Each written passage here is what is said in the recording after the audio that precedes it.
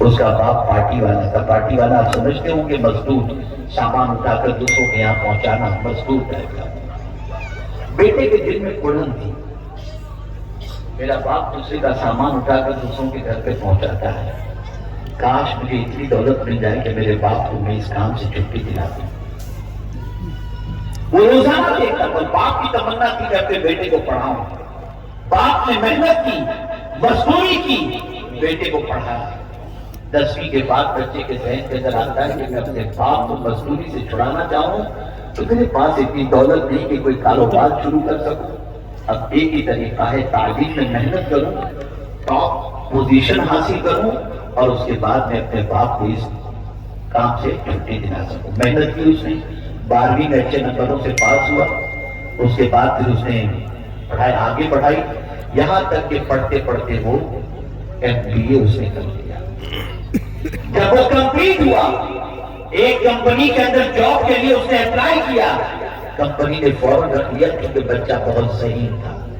نوکری اس کی لگ گئی، پہلی تنخواہ آئی، خوشی خوشی گھر آیا. ابا آج کے بعد مزدوری کا کام کر، آپ اللہ اللہ کرو، میرے لیے دعا کرو. وہ بچہ جب غریب تھا، سیلری جب آئی، اس وقت تک پوزیشن یہ تھی کہ نماز کے اندر مسجد میں بھی نظر آتا، امام صاحب کے قریب بھی ہوتا، تلاوت بھی کرتا، بزرگوں کے آستانے پر بھی جاتا، اور یہی سلسلہ اس کا جاری رہا. باپ نے مزدوری چھوڑ دی، استاد بھی خوش، محلے والے بھی خوش، کتنا نیک بچہ ہے. اور یہ کمانے کے باوجود، اچھی تنخواہ کے باوجود بھی نماز کا پابند، آستانوں کا پابند، تلاوت کا پابند زندگی گزر رہی ہے، گزر رہی ہے، گزر رہی ہے. یہاں تک کہ باپ نے کہا کہ بیٹے اب تیری شادی میں کرنا چاہتا ہوں. اس نے کہا ابا میری تمنا ہے کہ پہلے آپ اور امی حج کر لیں، پھر اس کے بعد میری شادی. ابا نے، امی نے کہا ٹھیک ہے. دونوں کو بچے نے حج کرا دیا، دونوں نے حج کر لیا. خوشی کی لہر دوڑی ہوئی تھی معاشرے کے اندر، اور ہر کوئی کہہ رہا تھا تم کتنے خوش نصیب ہو، اللہ نے تم کو اتنا اچھا بیٹا عطا کیا. زندگی گزر رہی ہے، گزر رہی ہے، گزر رہی ہے. شادی ہوئی، شادی کے بعد بچے ہوئے، بچوں کو اچھی اسکول میں اس نے ایڈمیشن دلوایا. شادی بھی بڑے گھرانے کے اندر اچھی جگہ پر ہوئی، اس لیے کہ بچے کی کمائی اچھی تھی. اس کے بعد بچے نے محسوس کیا کہ اب جو کمپنی میں جاب کرتا ہوں اور میری تنخواہ ہے، یہ تنخواہ ہے تو اچھی، لیکن اب مجھے مستقبل کا سوچنا پڑے گا. میرے پاس تجربہ ہے، میں کسی بڑی کمپنی کے اندر اپلائی کروں، دوسری کمپنی کے اندر، اور اچھی تنخواہ کی ڈیمانڈ کروں تاکہ میری تنخواہ میں اضافہ ہو جائے اور میں اپنے بچوں کو اچھی طریقے سے مزید تعلیم کے زیور سے آراستہ کر سکوں. اس نے دوسری کمپنی میں اپلائی کیا، اسے جاب مل گئی، اور جاب پہلے سے ڈبل تنخواہ والی ملی. آرام سے وہ اپنی زندگی گزار رہا ہے. ایک دن تو دوسری کمپنی کے مینیجر نے اس شخص سے کہا، اس نوجوان سے کہا، اس بچے سے کہا آج رات کو ہم لوگ ساتھ میں کھانا کھائیں گے. اب چونکہ بڑی کمپنی میں ہیں تو مینیجر ایک دوسرے سے دوستی کرتے ہیں، تعلقات ہوتے ہیں. گئے رات کو کھانا کھانے کے لیے، ہوٹل میں پہنچے، دونوں دوستوں نے شراب منگوائی. اس سے کہا کہ تم ہی شراب پی. ابھی میں تو ان چیزوں کو ہاتھ ہی نہیں لگاتا، حرام ہے ہمارے مذہب کے اندر، میں اس کو ہاتھ ہی نہیں لگا سکتا. اب دیکھیں وہ دونوں دوستوں نے اس کو کیسے مسگائیڈ کیا. کہا تو آدمی کی قوم ہے، اتنا پیسہ کما کر ایک بیوی پر تو اکتفا کر رہا ہے، پیسے کما رہا ہے، عیش موج کر، زنا کر، آوارہ گردی کر، خوش رہ، یہ سارے اپنی خواہش پوری کر، اور اس طریقے سے تو اپنے پیسے کو ایک بیوی بچوں کے پیچھے، ماں باپ کے پیچھے خرچ کرتا ہے، کما کے فائدہ کیا ہے؟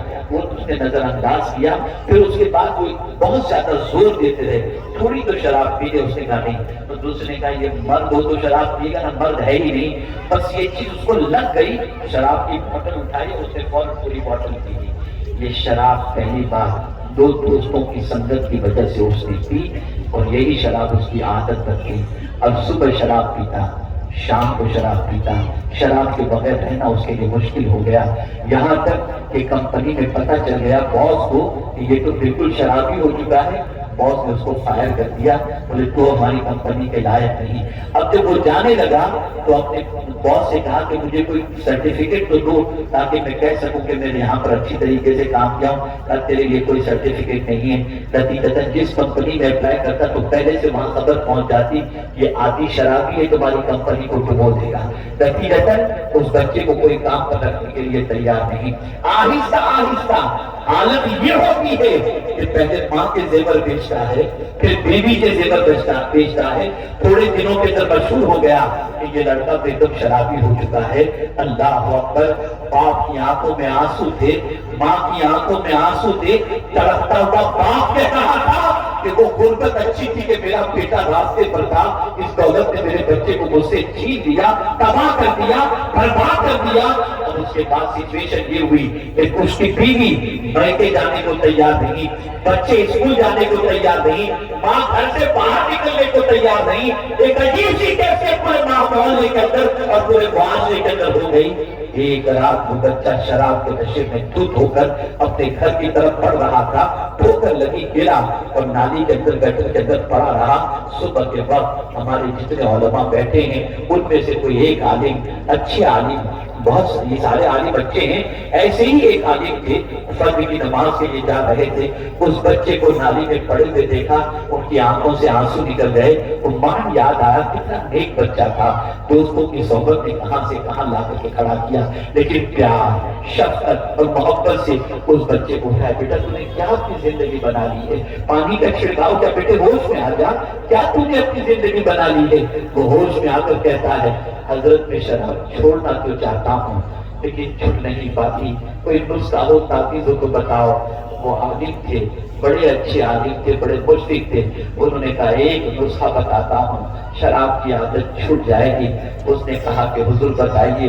इरशाद फरमाते हैं, बस मदीने के ताजदार से अपना कनेक्शन मजबूत कर ले, रसूल की मोहब्बत का चिराग सीने में रोशन कर ले, हर चीज से ज्यादा उनसे मोहब्बत शुरू कर दे, शराब की आदत छूट जाएगी। इसलिए कि तेरी शराब तो बाद की है, लेकिन वो लोग जो पैदाइश के बाद से शराब पीते थे, लेकिन जब हुजूर सल्लल्लाहु अलैहि वसल्लम की मोहब्बत का जाम उन्होंने पी लिया और जब हुजूर ने कह दिया कि शराब हराम है तो शराब उन्होंने छोड़ दी। तू भी मोहब्बत रसूल का जाम पी ले, सरकार की मोहब्बत का चिराग जला ले, तेरे लिए ये छोड़ना आसान हो जाएगा। आंखों में आंसू आते हैं, सरकार सल्लल्लाहु अलैहि वसल्लम से मोहब्बत करना शुरू करता है और उसके बाद अल्लाह ने शराब से उसे नजात अता फरमा दी। कहने का मकसद ये है कि ऐ मेरे बच्चों, दोस्ती करने से पहले देख लो, तुम्हारी जिंदगी का पूरा कैरियर तबाह हो जाएगा अगर गलत दोस्ती करें, तुम्हारा फ्यूचर पूरा बर्बाद हो जाएगा। आज हमारी बच्चियां गलत दोस्ती की वजह से ईमान छोड़ बैठती है।